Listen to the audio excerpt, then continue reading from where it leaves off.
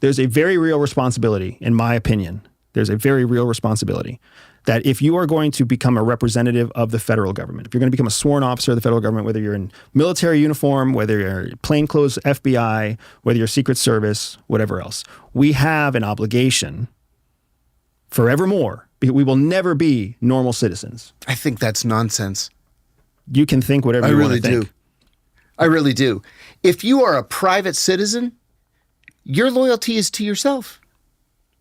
Within the confines of the law, of course, and the Constitution. But I don't owe the government anything. I'm not saying you owe the government anything. I'm saying that we have a responsibility, we have an obligation to recognize that we can become tools for our adversaries against the very things that we believe in, specifically because of our affiliation with government organizations. That's just the fact of it. That's what makes us interesting to them. I have no...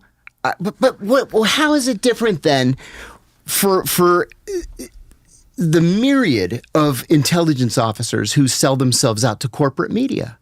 There's at least... What's the difference? The primary difference is that they're not giving our adversaries an advantage by the connection to their affiliation with a government agency. Well, what advantage, though, am I giving?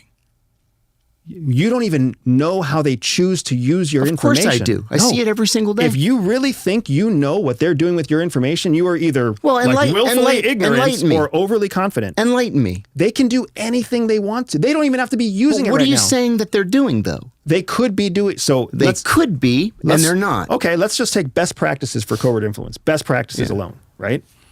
Best practices are you take somebody's statement and you put it out of context, and then you translate it into a different language. Sure. And you use it to promote something in some third world, in some third absolutely. Some third country and setting. If you have evidence, man, I would love to see it, and I'll put an end to it.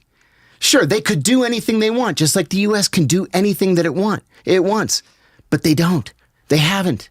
You don't know. You don't know just as well as I don't know. Of course I know. Of course I know. Of course you know what Russia is doing with all of your data. The data that you were so passionately against the FBI collecting. What your data? Metadata. You were so concerned against I the sit in metadata front of a collection. microphone every day, and I talk about what's in the papers. That's my job. It's a 2-hour news show. That's it. And then I get up and I go home. You talk about your opinions also. Yeah, my opinions aren't a secret. I give the same opinions on Fox and on MSNBC that I give on my own radio show. What's the difference? It's shocking to me how legalistic your point of view is, considering that it was the law that put you in prison. It's just shocking to me that you are so legalistic and you're making ideological arguments, but selectively choosing when to follow ideology and when to defend yourself using legalisms. Well, that's a personal ideology, right? We all have these personal ideologies. I guess I'm sad. I'm sad for... But then where do you draw the line?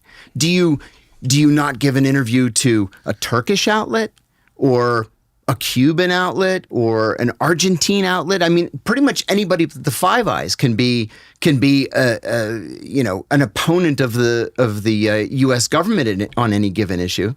What do you do? So, from my point of view, there's adversaries, current, clear and present adversaries, and then there are unknowns, and then there are clear and present allies. If you're going to support an adversary, you can justify it however you choose. I don't support the adversary. The adversary offered me an outlet that I gladly accepted. At a bare minimum, your outlet generates revenue for an adversary. Barest minimum. So how can you say that you don't benefit the adversary? Well, it's revenue. It's a government-sponsored radio. I mean, there's no advertising. There's no revenue stream. It's like Voice of America. If there is no actual money changing hands, I would be surprised, because there's always got to be money that changes hands somewhere. And you're also talking about... I'm not sure what that means. There's always money. There's always a funding source. There's always a donor base. There's always an exchange of value.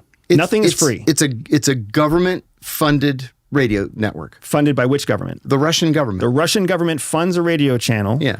For which audience? For the American audience. For the American people. Yeah. Using the voice of a CIA officer. Yes. And you don't see a problem with that? Absolutely none.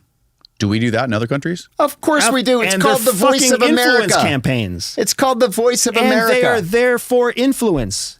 They are soft power. There to win. It's the same fucking thing that Tucker Carlson did with Vladimir Putin. So you think it's so? How do you? So What? I think Because there is a inlet of influence that's allowed into the United States, that is essentially sponsored by the Russian state media, that is headed by the voice of a CIA officer inside the United States, which automatically lends credibility to RT, who is the sponsor of the program. So now anybody who listens to your program, they may like you, they may like what you have to say, but what RT is paying for is for a channel of media exposure into the United States. Good. Maybe I can educate somebody. I'll take it. I'll take it. 7 days a week. I will take it.